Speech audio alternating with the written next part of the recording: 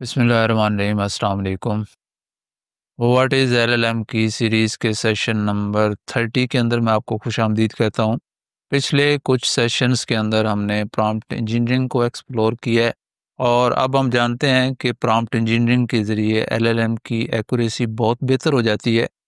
Prompt के अंदर कुछ छोटी-छोटी ट्वीक्स की मदद से हम एलएलएम को गाइड करते हैं और वो ज़्यादा एक्यूरेट और हमारी मर्ज़ी के मुताबिक आंसर देता है। और एलएलएम की आउटपुट के अंदर ये जितनी भी इम्प्रूवमेंट हमने की है, उसके लिए हमने मॉडल को फाइन ट्यून नहीं किया, बल्कि हमने एक निस्बतन सादा और स्ट्रेट फॉरवर्ड तरीका इस्तेमाल किया है, जिसको प्रॉम्प्ट इंजीनियरिंग कहते हैं। अब अगले कुछ सेशंस के अंदर इंशाल्लाह हम इसी चीज़ को मज़ीद आगे बढ़ाएँगे और एलएलएम की आउटपुट को मज़ीद एनहांस करने की कोशिश करेंगे। लेकिन इसके लिए अभी भी हम मॉडल को फाइन ट्यून नहीं करेंगे, क्योंकि वो एक निस्बतन मुश्किल काम है, लेकिन उसको भी इंशाल्लाह आखिर में एक्सप्लोर करेंगे। लेकिन फ़िलहाल हम बगैर फाइन ट्यूनिंग के एलएलएम की आउटपुट को मज़ीद एनहांस करने की कोशिश करेंगे। खुशकिस्मती से हमारे पास ऐसे मेथड्स और टेक्नीक्स मौजूद हैं, जिनको इस्तेमाल करके हम एलएलएम की आउटपुट को मज़ीद इम्प्रूव कर सकते हैं। यानी उससे भी ज़्यादा इम्प्रूव कर सकते हैं, जो अभी तक हम पिछले सेशंस के अंदर कर चुके हैं। ये टेक्नीक्स निस्बतन ज़्यादा कॉम्प्लिकेटेड हैं, लेकिन इसके साथ-साथ ये बहुत अहम भी है और एलएलएम को इस्तेमाल करके जितने भी सिस्टम्स बनाए जाते हैं, अमूमन उनके अंदर इन एडवांस टेक्निक्स को लाज़मी इस्तेमाल किया जाता है।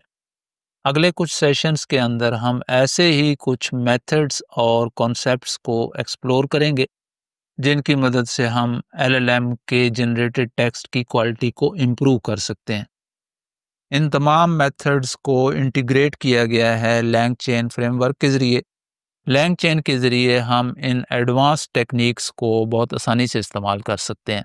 लैंगचेन सबसे पहला फ्रेमवर्क है, जिसने तमाम एलएलएम्स के साथ काम करना आसान बनाया है।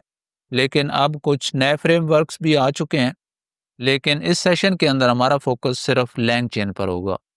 लैंगचेन की कुछ एब्स्ट्रैक्शंस को इस तस्वीर के अंदर दिखाया गया है।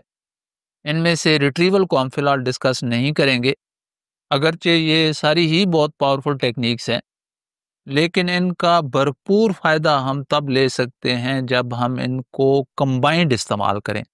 जब इन सारी टेक्निक्स को हम एक साथ इस्तेमाल करेंगे तो इनकी असल पावर हमारे सामने आएगी और एक साथ इस्तेमाल करने में हमें हेल्प करेगा लैंगचेन। इससे पहले कि हम लैंगचेन को इस्तेमाल करें, इसके फीचर्स को इस्तेमाल करके अपने लैंग्वेज मॉडल की कैपेबिलिटीज़ को बढ़ा लें, सबसे पहले हमें लैंग्वेज मॉडल को लोड करना पड़ेगा। पिछले सेशंस की तरह यहाँ पर भी हम पाई 3 मॉडल को ही इस्तेमाल करेंगे, लेकिन यहाँ पर हम इसका कंप्रेस्ड वेरिएंट इस्तेमाल करेंगे। कंप्रेस्ड मॉडल का फॉर्मेट GGUF होता है और बाज़ लोग इसको गफ भी प्रोनाउंस करते हैं। गफ मॉडल ओरिजिनल मॉडल के एक कंप्रेस्ड वर्जन को रिप्रेजेंट करता है और ये कंप्रेशन जिस मेथड के ज़रिए होती है, उसको क्विंटाइजेशन कहा जाता है। क्विंटाइजेशन का प्रोसेस लैंग्वेज मॉडल के पैरामीटर्स के लिए बिट्स की रिक्वायरमेंट्स को रिड्यूस कर देता है। बिट्स के बारे में यकीनन आप जानते होंगे, ये ज़ीरोज़ और वन्स की एक सीरीज़ होती है, जिसके ज़रिए हम मुख्तलिफ वैल्यूज़ को इनकोड करके रिप्रेजेंट कर सकते हैं। ये इनकोडिंग बाइनरी फॉर्मेट के अंदर होती है। अगर हमारे पास बिट्स की तादाद ज़्यादा होगी, तो उनके अंदर हम ज़्यादा बड़ी वैल्यूज़ को सेव कर सकते हैं, लेकिन लाजमी तौर पर इसके लिए हमें मेमोरी भी ज़्यादा चाहिए। क्वेंटाइजेशन का प्रोसेस इन बिट्स की रिक्वायरमेंट को रिड्यूस कर देता है। कम बिट्स के साथ हम लैंग्वेज मॉडल के पैरामीटर्स को रिप्रेजेंट कर सकते हैं, लेकिन यहाँ पर हमारी ये कोशिश भी होती है कि हम ओरिजिनल इंफॉर्मेशन को भी मेंटेन करें। लेकिन जब बिट्स कम होंगी तो प्रिसिजन के अंदर कुछ ना कुछ लॉस ज़रूर होता है। लेकिन मॉडल का साइज़ कम हो जाता है और वो बहुत तेज़ी से रन हो सकता है।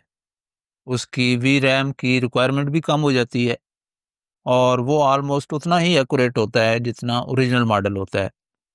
इस तस्वीर के अंदर भी इस प्रोसेस को दिखाया गया है।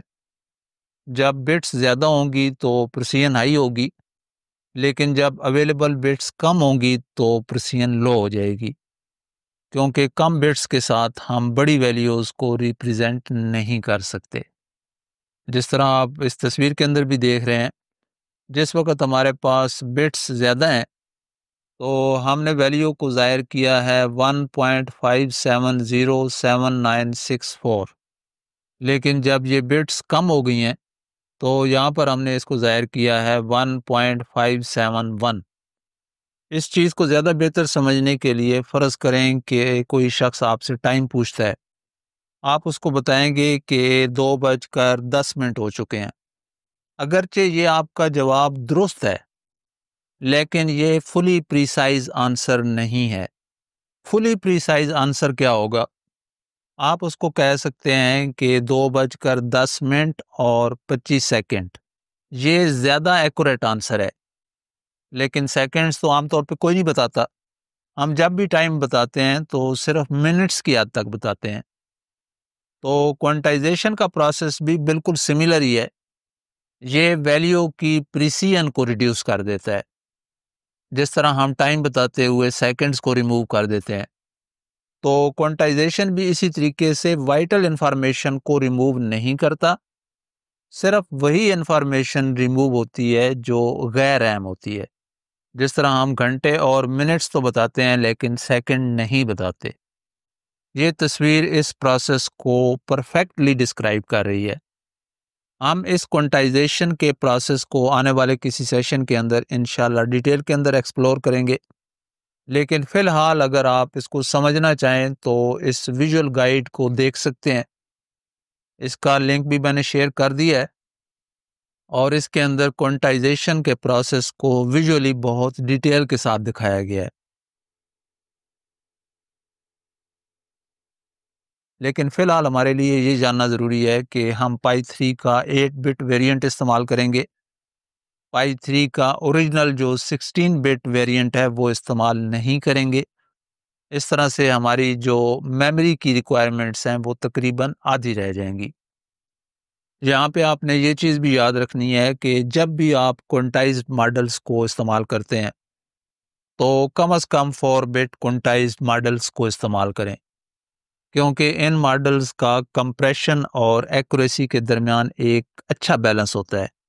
वरना हम चाहें तो हमारे पास 3 बिट या 2 बिट क्वांटाइज्ड मॉडल्स भी अवेलेबल हैं, लेकिन उनकी परफॉर्मेंस काफ़ी ज़्यादा डिग्रेड हो जाती है। इतनी ज़्यादा डिग्रेड हो जाती है कि वो आपको नज़र आना शुरू हो जाती है। हमेशा आपने कोशिश करनी है कि ऐसा मॉडल चूज़ किया जाए जिसका साइज़ तो कम हो, लेकिन उसकी प्रिसिजन इतनी ज़्यादा कम ना हो।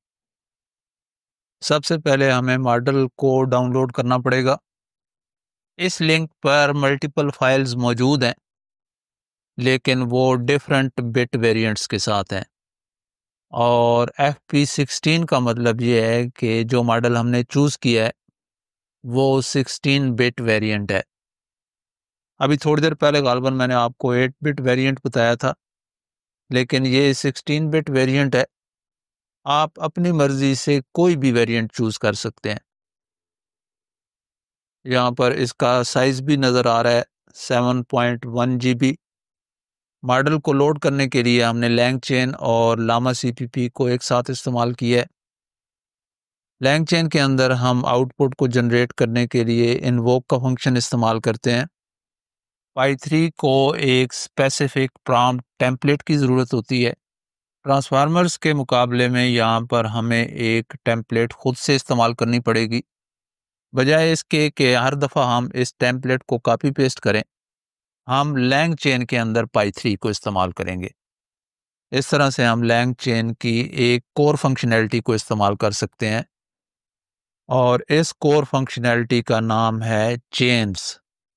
अगले सेशन में इंशाल्लाह हम LangChain के कोर कॉन्सेप्ट यानी चेन्स को एक्सप्लोर करेंगे, और ये भी देखेंगे कि चेन के अंदर हम मल्टीपल प्रॉम्प्ट्स को कैसे इस्तेमाल कर सकते हैं।